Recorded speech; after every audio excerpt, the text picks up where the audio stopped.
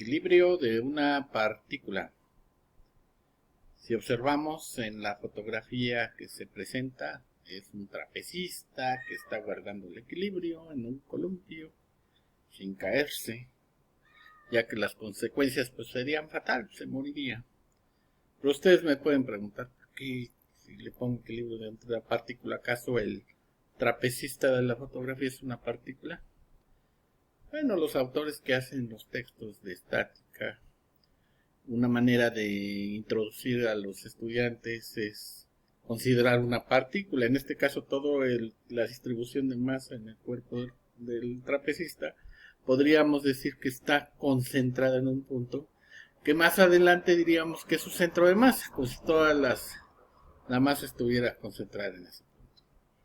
Entonces, para hacerlo más simple y hacer una introducción pues, más sencilla, es por eso que se habla de una partícula. El objetivo es establecer las condiciones de equilibrio de una partícula por medio de un diagrama de cuerpo libre y además haciendo la representación cartesiana de los vectores. O sea, un vector es un concepto tremendamente abstracto y aprender a hacer su representación cartesiana resulta ser muy útil para la solución de los problemas. En este caso vamos a estar en condiciones de determinar todas y cada una de las fuerzas que están actuando sobre el cuerpo, que se encuentra en equilibrio. Pero va a haber ciertas reglas para poder hacer un diagrama cuerpo libre. Bueno, pues ¿cuáles van a ser los criterios que se van a considerar? Primero, lo que se debe hacer antes de establecer condiciones de equilibrio es primero establecer los puntos de apoyo y por lo general se hace con letras mayúsculas. ¿Cuáles son los puntos de apoyo en la interacción que se da del cuerpo pues con los alrededores? Luego dibujar con flechas cada una de las fuerzas involucradas, pues así se representan los vectores. Si ya tenemos los puntos, podemos nombrar. Aquí el tercer paso va a ser bautizar con esta palabra coloquial, pues nada más para que se quede, pero en realidad es nombrar a las fuerzas desconocidas y las conocidas pues las dejamos tal cual están.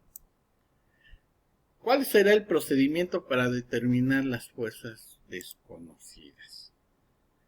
Pues primero el primer procedimiento es hacer la representación cartesiana de cada una de las fuerzas conocidas y desconocidas en términos de sus componentes rectangulares. Esto ya nos está ahí dando la idea de que tenemos que hacer un sistema de referencia.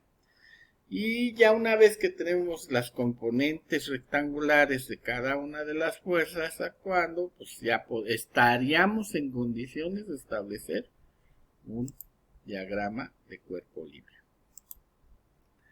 Y de esta manera resolver el sistema de ecuaciones que nosotros tengamos para el problema en particular.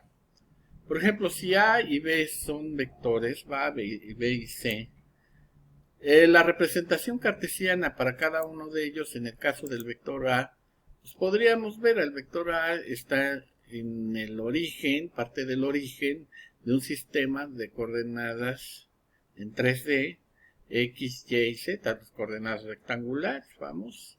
Entonces con rojo está representando el vector A, su origen está en el origen del sistema de coordenadas y la cabecita del vector está en un punto va a tener coordenadas X, Y y Z. X, Y y Z, perdón. Entonces la proyección de A sobre el eje X la vamos a llamar A sub X, así A sub Y y A sub Z, cada una de las proyecciones de este vector. O sea, este vector va a tener sus proyecciones como si fueran sombras. Y además, la suma de todas estas componentes me da el vector A. Si hablamos de fuerzas, pues en este caso están actuando tres fuerzas en el espacio sobre la partícula. Entonces, un cuerpo se encuentra en equilibrio solo si la resultante de todas esas fuerzas de la acción simultánea de las fuerzas es igual a 0.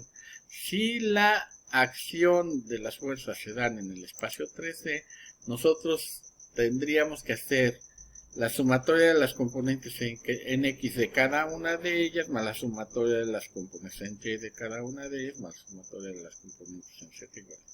Pero acá aparecen unos vectores con negrito. Con negrito, cuando pegamos las literales o los vectores con negrito, nos estamos ahorrando el hecho de poner la flechita. Entonces acá I, J, K están apareciendo. Bueno, pues I, J, K son los famosos vectores unitarios que tienen unas propiedades muy interesantes para aplicarse en las operaciones cuando veamos producto escalar y producto vectorial, producto cruz. Entonces, si nosotros vemos, estamos formando un sistema de tres ecuaciones. La sumatoria de las fuerzas en X, la sumatoria de las fuerzas en Y, la sumatoria de... Todas ellas deben de ser igual a 0 para establecer el primer criterio de condiciones de equilibrio. Podemos también seguir hablando de IJK, que son los vectores unitarios que están proyectados en cada uno de los ejes. Pues los llamamos unitarios precisamente porque su módulo o su valor absoluto es igual a la unidad. Y esto nos lleva a lo siguiente, que todo vector puede ser representado como el producto de su magnitud por su vector unitario. Si f es un vector, entonces, el vector unitario, ¿cómo lo podríamos definir? Bueno, aquí está representado en forma cartesiana el producto del vector, porque está en negrito, es igual a la magnitud, que ya no está en negrito, de f, por el vector unitario. ¿De dónde vamos a sacar el vector unitario? Bueno, vamos a utilizar las coordenadas, los puntos en el espacio, o sea, pues las coordenadas. Vamos a definir el vector unitario como la suma de las coordenadas x, y, z por i, j, k sobre el módulo de estas coordenadas. Esta es la definición del vector unitario. Entonces, este va a hablarnos de qué dirección tiene f. Si f es completamente desconocida, acá ya estamos sabiendo algo sobre la fuerza. Bueno, pues antes de continuar con 3D nos podemos regresar a 2D, hacer un problema para terminar esta primera parte de equilibrio y no atiborrarnos tanto, porque lo de 3D lo vamos a ver más detenidamente en otro ejemplo. En este caso, pues estamos observando una foto del gran mimo danés Frederick, que murió en el temblor de 1985. ¿Y por qué lo digo? Pues porque fue una persona muy importante que dejó mucha escuela en México, escuela de mímica. Un gran mimo. Esta foto está tomada en el Auditorio de la Reforma. Esto ya fue un montaje. Y pues es admirable todo el trabajo que hacía. Bueno, ¿por qué lo relacionamos? Porque el libro trae un problema de una lámpara que tiene que estar en esta posición. Y pues la lámpara pues la llevamos dentro del contexto. ¿A quién le interesa poner lámparas en posición cenital? Pues en los teatros y en los circos. Y acá tiene un muelle. Entonces acá está el resorte. Y acá está un cable de corriente alterna. Entonces este ejemplo es un ejemplo de 2D porque todas las fuerzas están en el plano. Sobre el plano de la diapositiva de la computadora. No hay ninguna otra fuerza que salga de allí. Y cuando tenemos eso vamos a hablar de fuerzas, sistema de fuerzas coplanares. Entonces ahí tenemos las fuerzas coplanares. ¿Qué dice el problema? Determine la longitud requerida para el cable de corriente alterna de la figura, de manera que la lámpara de 8 kilogramos esté suspendida en la posición que se muestra, esto es una posición cenital. La longitud no deformada del resorte, aquí tenemos el resorte, es de L' sub A es igual a 0.4 metros. Y el resorte tiene una constante elasticidad K a su vez de 300 newtons sobre metros. Bueno, entonces nosotros acá le cambiamos, le pusimos 350 para ver qué pasa. En el libro decía que esta distancia es de 2 metros, nosotros estamos poniendo 4 metros.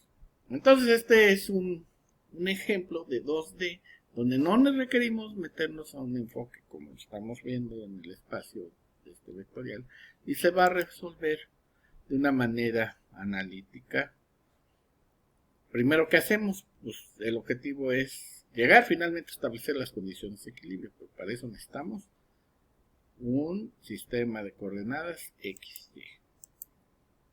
Bueno, pues nosotros acá tenemos la acotación de 4 metros y vamos y vemos que el cable de corriente alterna está formando un ángulo de 30 grados con respecto al horizontal. Y vamos a poner los puntos importantes. En la argolla de la lámpara donde concurre todas las fuerzas, vamos a poner que es el punto A.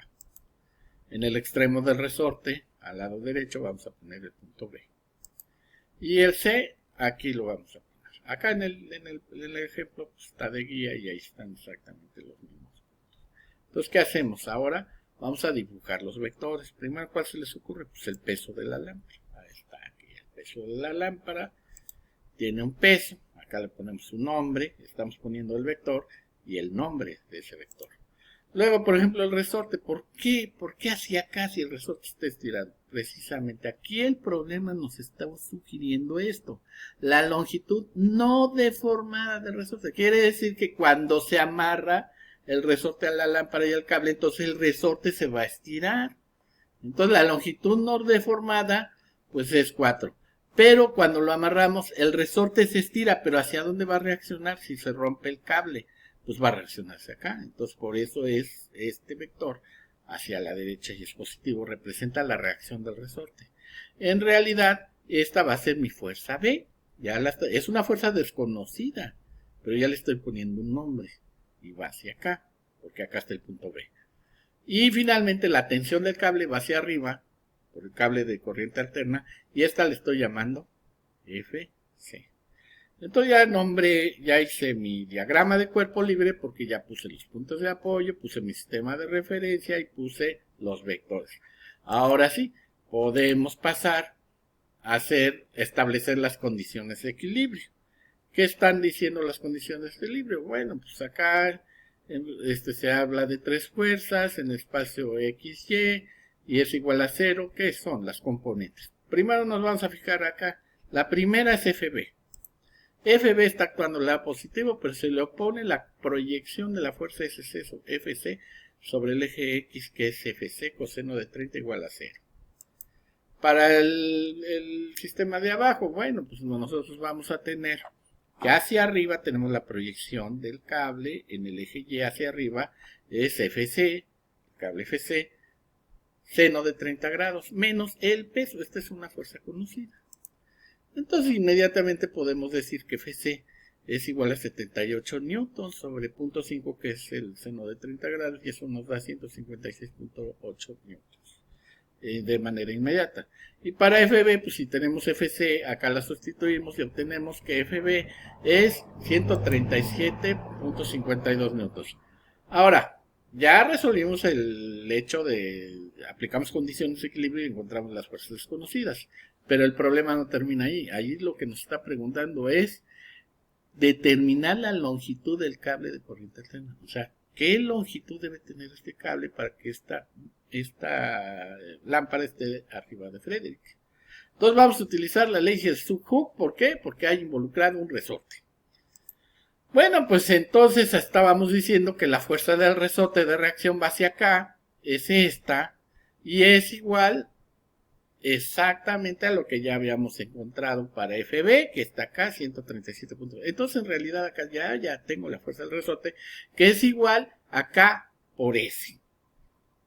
K, que es la constante de elasticidad que ya nos está dando el problema, que en este caso nosotros le pusimos que 350, y ese va a ser la distancia que se va a estirar el resorte. De spring vamos a ponerle S. Entonces, ¿qué tenemos que hacer? Despejar, pues S. Entonces acá, mandando esto para abajo, vamos a obtener que S es igual a 392 metros.